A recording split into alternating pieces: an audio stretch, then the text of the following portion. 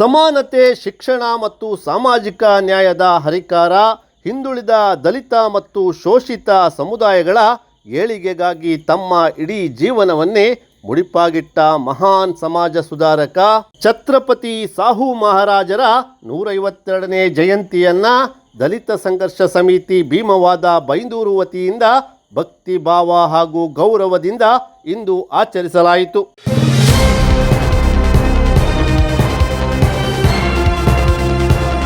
ಕಾರ್ಯಕ್ರಮವು ಬೈಂದೂರಿನ ರೋಟರಿ ಭವನದಲ್ಲಿ ಜರುಗಿತು.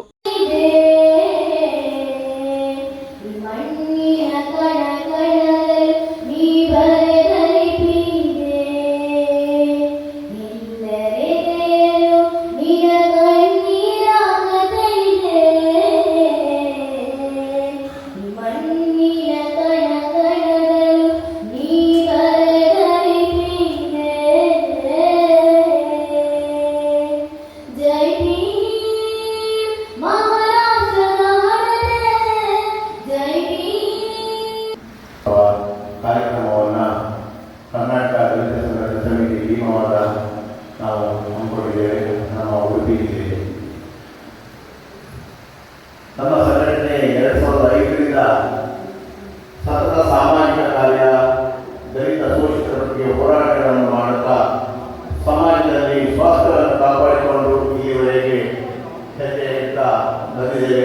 ರಾಜ್ಯದಂತ ಅತ್ಯುತ್ತಮವಾಗಿ ಕೆಲಸ ಮಾಡುವ ಸಂಘಟನೆಗಳಲ್ಲಿ ಒಂದಾಗಿ ಈ ಸಂದರ್ಭದಲ್ಲಿ ದಲಿತ ಸಂಘರ್ಷ ಸಮಿತಿಯ ರಾಜ್ಯಾಧ್ಯಕ್ಷರಾದ ಆಯುಷ್ಮಾನ್ ಎಂಆರ್ ನಾರಾಯಣ್, ಸ್ಥಾಪಕ ಅಧ್ಯಕ್ಷರಾದ ಶ್ರೀ ಪರಶುರಾಮ್, ಮಾಜಿ ಶಾಸಕರಾದ ಕೆ ಗೋಪಾಲ ಪೂಜಾರಿ, ಶ್ರೀಮತಿ ಮಮತಾ, ಶ್ರೀಮತಿ ಸುಧಾರಾಣಿ, ಎಎಸ್ಐ ರಾಮು ಹೆಗಡೆ, ಪಟ್ಟಣ ಪಂಚಾಯತ್ನ ಮುಖ್ಯಾಧಿಕಾರಿಗಳಾದ ಅಜಯ್ ಭಂಡಾರ್ಕರ್, ವೀರಭದ್ರ ಗಾಣಿಗ, ವಿಶ್ವನಾಥ್ ಬೆಳ್ಳಂಪಳ್ಳಿ, ರಾಜೇಶ್, ಮಹಾಲಕ್ಷ್ಮಿ ಹಾಗೂ ಸುಂದರ್ ಗಂಗೊಳ್ಳಿ ಸೇರಿದಂತೆ ಮುಂತಾದ ಗಣ್ಯರು ಉಪಸ್ಥಿತರಿದ್ದರು.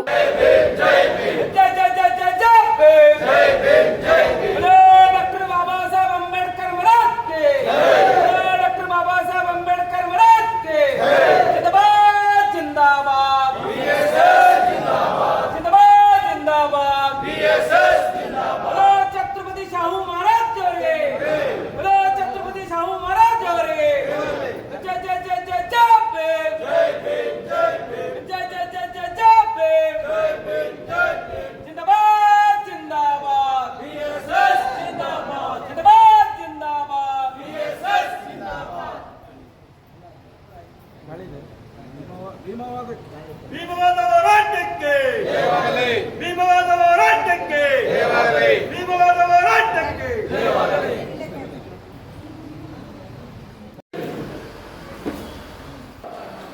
ನಾವು ಅನೇಕ ವರ್ಷಗಳಿಂದ ನಾವೆಲ್ಲರೂ ಕೂಡ ಬಾಬಾ ಸಾಹೇಬರ ಮೀಸಲಾತಿಯನ್ನು ಅನುಭವಿಸ್ಕೊಂಡು ಬರ್ತೀವಿ. ಬಾಬಾ ಸಾಹೇಬ್ ಏನಾದರೂ ಹುಟ್ಟದ ಹೋಗಿದ್ರೆ ಯಾರು ಕೂಡ ಇಲ್ಲಿ ಉಳ್ಕೊಂಡಿರಲಿಲ್ಲ. ವರ್ಷ ಮುಖ್ಯಾಧಿಕಾರಿಗಳು ಕೂಡ ಇವತ್ತು ಇಲ್ಲಿ ಇರ್ತಿರಲಿಲ್ಲ, ನಮ್ಮ ಎಎಸ್ಐ ಅವರಿಗೆ ಇರ್ತಿರಲಿಲ್ಲ. ಎಲ್ಲರೂ ಕೂಡ ಬೆಳಿಗ್ಗೆ ಇದ್ರೆ ಸಂವಿಧಾನದ ಅಡಿಯಲ್ಲೇ ಕೆಲಸ ಮಾಡೋದು, ಬೇರೆ ಯಾವ ಅಡಿಯಲ್ಲೂ ಕೂಡ ಕೆಲಸ ಮಾಡೋಕ್ಕಾಗಲಿಲ್ಲ. ಸಂವಿಧಾನದ ಪರ್ಮಿಷನ್ ಇಲ್ಲದೆ ಇವತ್ತು ಕರ್ಪತ್ರ ಕೂಡ ಅಳ್ಳಾಡೋದಿಲ್ಲ. ನಾವೆಲ್ಲರೂ ಕೂಡ ಸಂವಿಧಾನದ ಅಡಿಯಲ್ಲೇ ಕೆಲಸ ಮಾಡ್ತಾ ಇದ್ದೀವಿ. ಇದಕ್ಕೆ ಬಾಬಾ ಸಾಹೇಬರು ಮೂಲ ಕಾರಣ. ಅಂತ ಮಹಾನ್ ನಾಯಕರ ಪ್ರತಿಮೆಯನ್ನು ಉಡುಪಿ ಜಿಲ್ಲೆಯಲ್ಲಿ ಇಡುವಂತ ಪ್ರಯತ್ನವನ್ನ ಆಳುವ ಸರ್ಕಾರಗಳು ಇದುವರೆಗೂ ಕೂಡ ಮಾಡಿಲ್ಲ.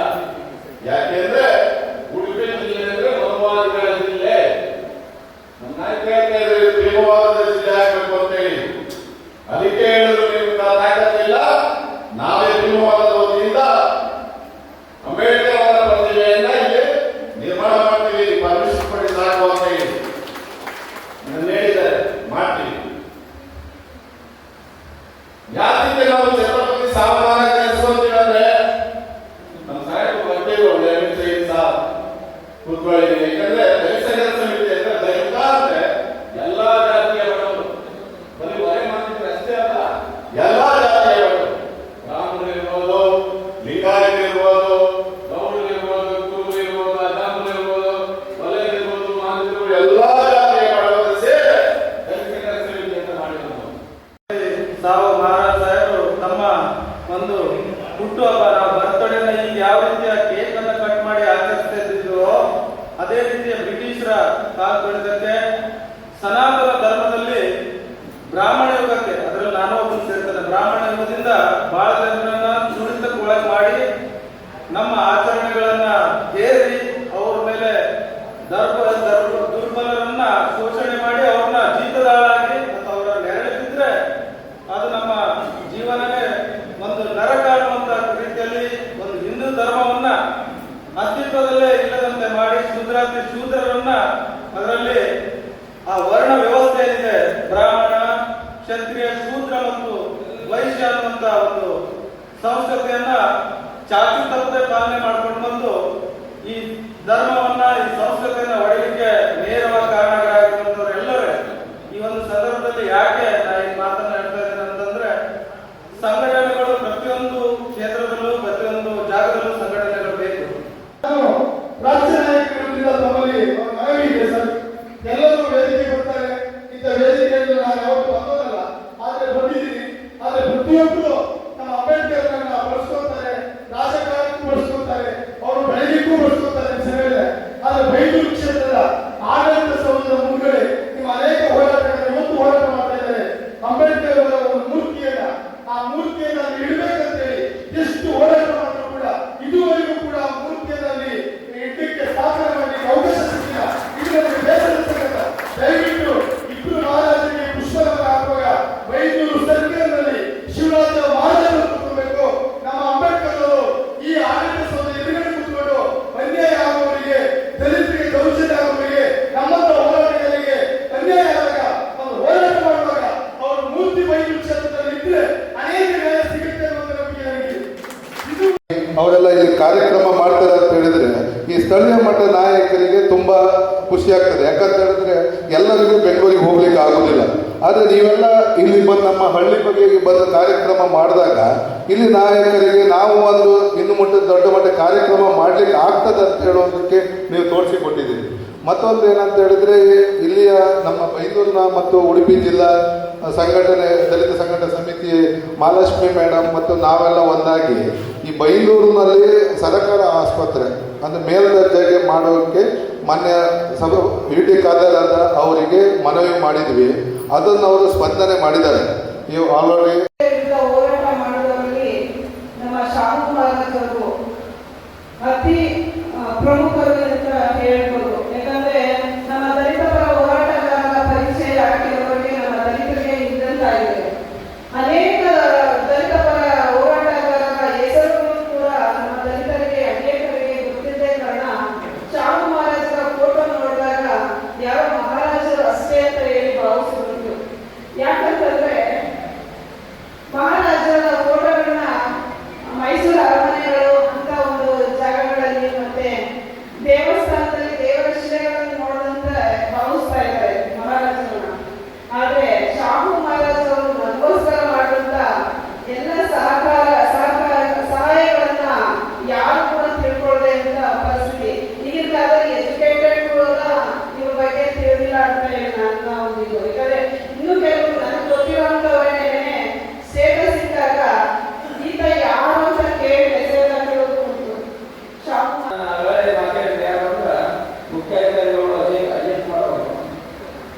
ಆಮೇಲೆ ನಮ್ಮ ರೈತ ಹೋರಾಟಗಾರರು ಗಾಡಿಗಳು ಮಾತಾಡಿದ್ರು.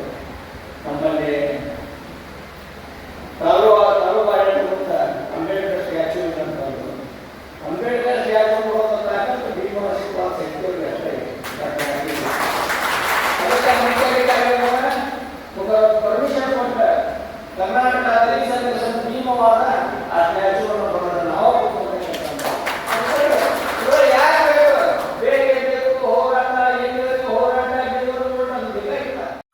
ನೃತ್ಯ, ಕ್ರೀಡೆ ಹಾಗೆ ಇದ್ದರೆ ಈ ರೀತಿಯ ಎಲ್ಲ ಸಹಾಯದ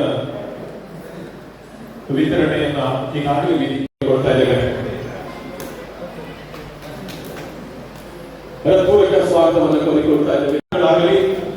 ಅಷ್ಟರ ಮಟ್ಟಿಗೆ ಇವರು ಉನ್ನತ ಶಿಕ್ಷಣವನ್ನು ಪಡೆದು ಉನ್ನತ ಹುದ್ದೆಯನ್ನು ಪಡೆದು ಗೌರವದ ಬದುಕನ್ನು ಕಟ್ಟಿಕೊಳ್ಳುವಂತಾಗಲಿ ಇರುವಂತಹ ಸವಿರುವಿಗಳನ್ನು ಮಾಡುತ್ತಾರೆ. ಈಗಾಗಲೇ ವೇದಿಕೆಯಲ್ಲಿ ಆಸೀನರಾಗಿರುವಂತಹ ಬೈಂದೂರು ವಿಧಾನಸಭಾ ಕ್ಷೇತ್ರದ ಮಾಜಿ ಶಾಸಕರಾಗಿರುವಂತಹ ಶ್ರೀಯುತ ಸಂಘಟನೆ ಮುಖ್ಯಸ್ಥರು ಇವಾಗಲೇ ಅಂಬೇಡ್ಕರ್ ಅವರ ಸ್ಟ್ಯಾಚ್ಯೂವನ್ನು ಮಾಡಬೇಕಂತ ಅವ್ರು ಕೇಳ್ಕೊಂಡಿದ್ದಾರೆ. ನಾವು ತಹಶೀಲ್ದಾರ್ ಕಚೇರಿ ಎದುರುಗಡೆ ಮಾಡಬೇಕಂತ ಹೇಳಿದ್ದಾರೆ. ನಾನು ಜಿಲ್ಲಾಧಿಕಾರಿಗಳ ಹತ್ರ ಮಾತಾಡಿ ಮತ್ತೆ ಅದ್ರ ಬಗ್ಗೆ ಏನು ಮಾಡಲಿಕ್ಕಿದೆ ನಾವು ಅದರ ಎಲ್ಲ ಸಹಕಾರವನ್ನು ಕೊಡ್ತೇವೆ. ನಮಗೆ